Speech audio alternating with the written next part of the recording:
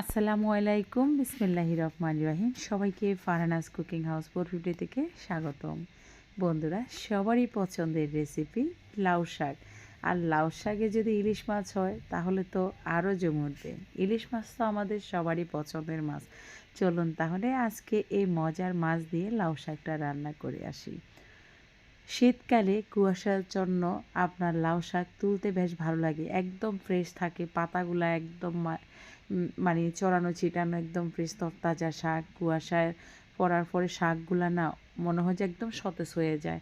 ওই শাকগুলা তুলে এনে রান্না করে খেতে এত যে মজা লাগে, তো একদম বাগান থেকে তোলা শাক নিয়ে নিলাম। এরপরে আজকে শাকটা রান্না করব হচ্ছে আপনার ইলিশ মাছের মাথা, লেজ, পিস দিয়ে রান্না করব। প্রথমে আমি এখানে একটু লবণ, হলুদ আর মরিচের গুঁড়া দিয়ে আপনার ইলিশ মাছগুলোকে একটু হালকা ভেজে নিচ্ছি। ইলিশ মাছ ভাজা তেলে দিয়ে দিব আমি এখানে পেঁয়াজ কুচি, দেশি ছোট রসুন, আস্তা রসুন দিয়ে দিলাম আমি এখানে খোসা ছেড়ে। এটাকে একটু ভাজার পরে দিয়ে দিচ্ছি লবণ, হলুদ, জিরা ধনিয়ার গুঁড়া দিয়ে দিচ্ছি। দিয়ে এখন আমি মশলাটাকে আরও 2-3 মিনিট কষিয়ে নেব। মশলা কষানোর উপরে নির্ভর করবে কিন্তু রান্নার স্বাদটা। তো আমার আম্মাকে সব সময় দেখেছি এভাবে আপনার ডোগাগুলাকে আগে একটু আপনার সিদ্ধ করে নিত। আমি আরও ডোগাগুলো ছোট ছোট করে কাটতাম। আমার শাশুড়িকে দেখেছি এত বড় বড় করে কাটতে, তাই আমিও কেটে নিই। আসলে খেতে ভালো লাগে।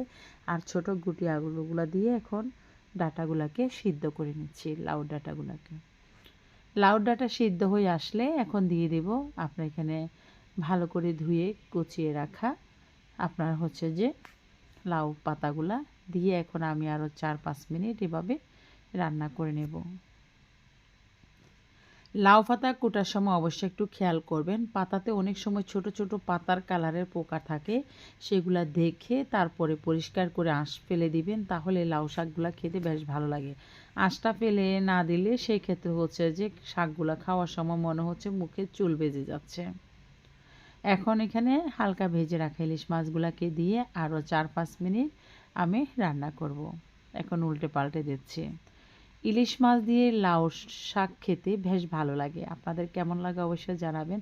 আর শীতকালে ধোঁয়া ওঠা গরম ভাতের সাথে তো একদম জমিয়ে খাওয়া যায়। আমি কিন্তু এই লাউ শাক রান্না করলে 3 বেলা ভাত খেতে আমার খুব ভালো লাগে। যেটুকু ভাত খাই না কেন 3 বেলা খেতে কিন্তু বেশ ভালো লাগে। তো এখন গরম গরম ভাতের সাথে একদম সকালবেলা তুলে নিয়ে আসছি শাকটা। প্রায় 8টার দিকে এই শাকটাকে আমি রান্না করে এরকম গরম ভাতের সাথে খাচ্ছি। তা আপনারাও খেতে পারেন, বেশ ভালো লাগে। অন্যান্য সময়ের থেকে শীতকালে শাকগুলা খেতে বেশ পছন্দ। আর সাথে তো ইলিশ মাছ আছে, ইলিশ মাছের মাথায়। আজকের ভিডিওটা কেমন হলো অবশ্যই কমেন্টসে জানাবেন। ভিডিওটি ভালো লাগলে আমার ফেসবুক পেজ ফারহানাস কুকিং হাউসের সাথে থাকবেন। নিত্য নতুন যে কোনো সহজ রেসিপি আমার চ্যানেলে পেয়ে যাবেন। আসসালামু আলাইকুম।